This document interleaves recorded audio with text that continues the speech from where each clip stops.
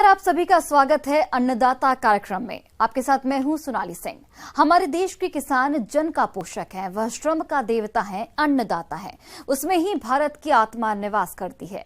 ऐसे ही किसानों की प्रगति के लिए हम खेती बाड़ी से जुड़ी हुई बहुत सी नई लाभकारी जानकारियां हर रोज सुबह लेकर आते हैं। तो चलिए कार्यक्रम शुरू करने से पहले देखते हैं क्या है आज के अन्नदाता में।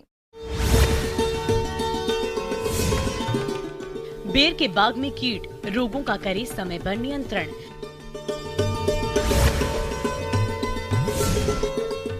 पशुओं के लिए हरे चारे का अच्छा विकल्प है अजोला।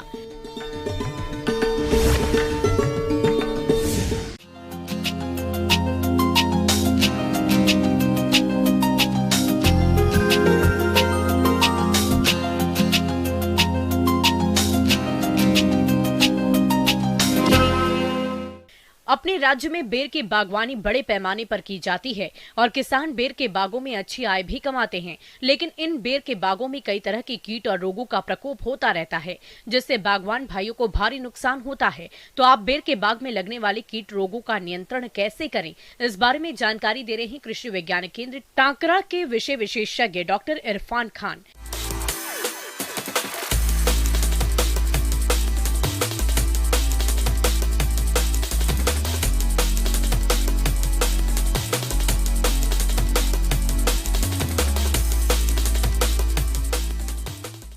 शुष्क क्षेत्र में अगर प्रमुख फलों की बात करें तो बेर का है वो अपना अलग ही मुकाम है। जो बेर की जो बागान है उनमें कई प्रकार की बीमारियां और कई प्रकार के कीट हैं, उनका प्रकोप होता है। बेर में जो प्रमुख बीमारियां आती हैं उनमें सबसे जो ज़्यादा है वो है फ्रूट रोट या फल सड़न की जो समस्या आती है। जैसे ही जो बेर हैं उसमें फूल आने प्रारंभ होते हैं और बेर उसमें लगने प्रारंभ होते हैं तो जो छोटे फल हैं आकार लेने से पहले ही पीले होके बाद में सूख के वो गिरने लग जाते हैं। फ्रूट रोट की जो समस्या है वो अलग अलग जो कवक लगते हैं, फंगस लगते हैं, उनकी वजह से होती है।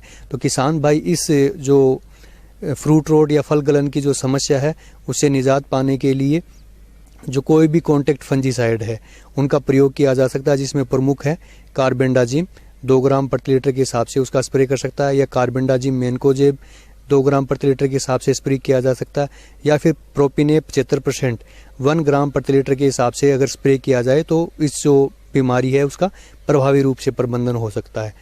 दूसरी जो प्रमुख समस्या है अगर बीमारियों में बात करें तो वो है पाउडरी मिल्ड्यू की, या जिसको छाछा भी बोलते हैं। इसके लक्षण पत्तियों के ऊपर सर्वप्रथम दिखाई देते हैं। पत्तियों के ऊपर जो सफ़ेद रंग का पाउडर है वो जमा हो जाता है। बाद में जो फल लग रहे हैं उनके ऊपर भी सफ़ेद रंग का पाउडर जमा हो जाता है।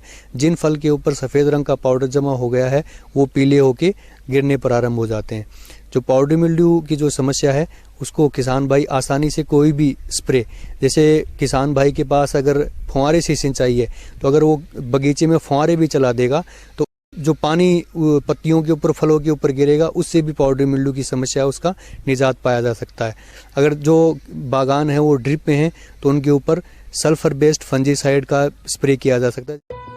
किसान भाइयों, बेर के बाग में पाउडरी मिल्ड्यू रोग का प्रकोप अधिक देखने में आता है और यदि आपके भी बाग में इस रोग का प्रकोप देखने को मिल रहा है तो आप इस रोग के नियंत्रण के लिए सल्फर 2 ग्राम प्रति लीटर पानी में घोलकर छिड़काव कर दें, जिससे आप इस रोग पर नियंत्रण पा लेंगे। या फिर हेक्साकोनाजोल 5% 1 ml प्रति लीटर के हिसाब से अगर स्प्रे करते हैं तो उससे भी वो प्रभावी तरीके से नियंत्रित हो सकती है।